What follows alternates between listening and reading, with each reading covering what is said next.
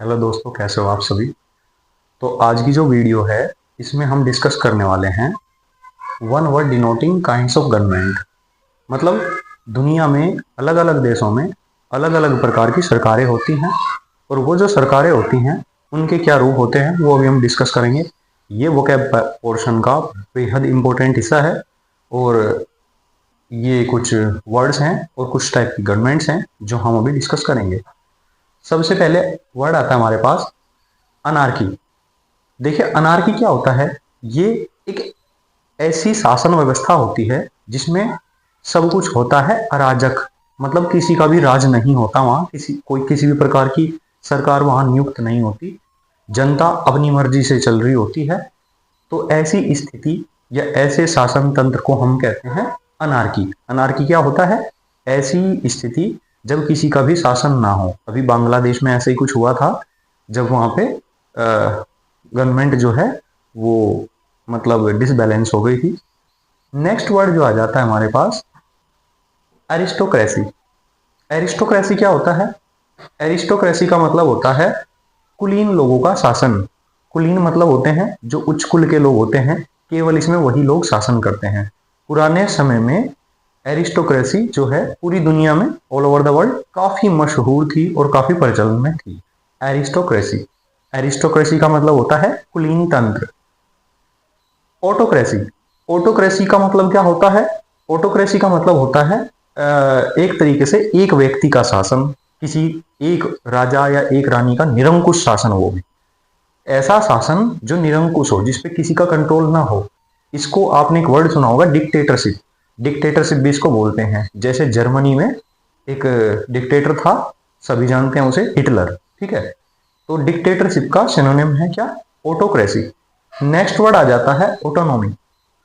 Autonomy इसको बोलेंगे, pronunciation ऐसे होगा, ऑटोनॉमी।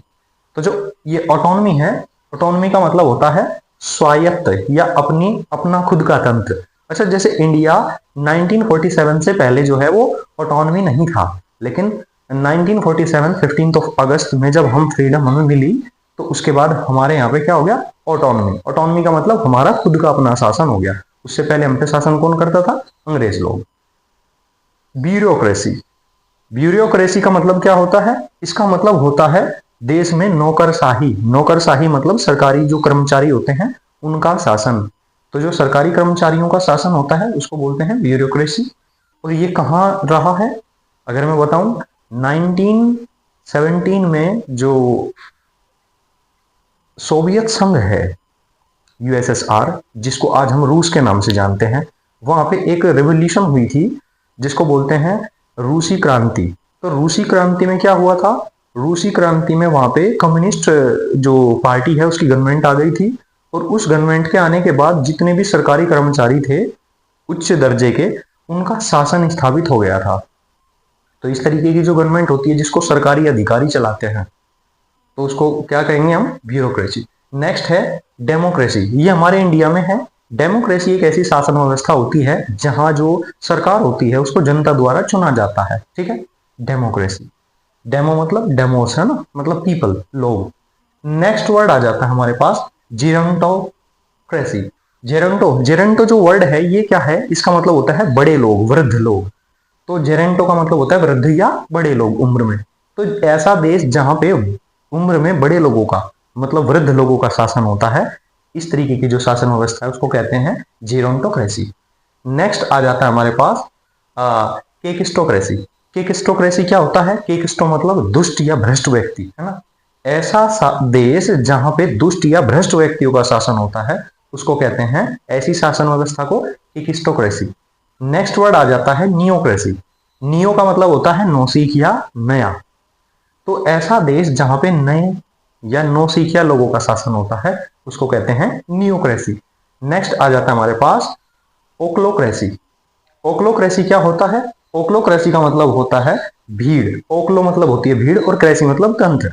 भीड़ तंत्र, जहां पे जो शासन व्यवस्था होती है वो भीड़ की इच्छा से चलती रहती है। जिधर भीड़ चल रही है उधर ही शासन व्यवस्था चलती है। ओक्लोक्रेसी बोलते हैं इसको। नेक्स्ट वर्ड हमारे पास आ जाता है ओलिगार्की।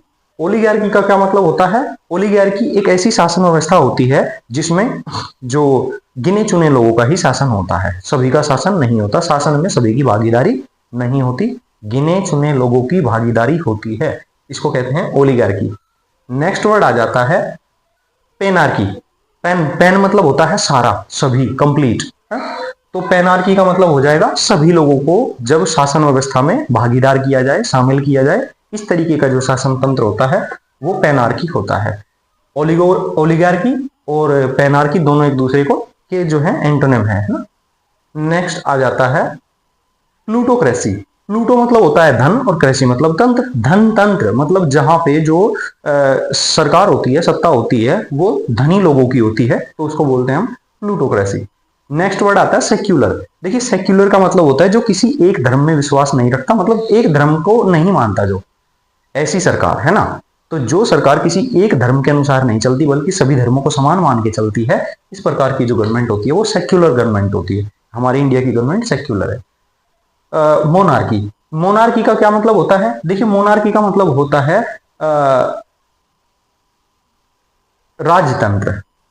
मोनार्क, मोनार्क सुना भी होगा आपने, पुराने टाइम पे इंग्लैंड वगैरह में मोनार्क बोलते थे, जो राजा लोग होते थे ना, राजा या रानी, उनको मोनार्क भी बोला जाता था। किंग या क्वीन तो बोलते ही थे, मोनार्क भी बोलते थे, है ना। तो जो मोनार्की होती है, मोनार्की क्या होती है? या तो एक राजा का शासन या किसी एक रानी का शासन, इसको क्या बोलते हैं? मोनार्की।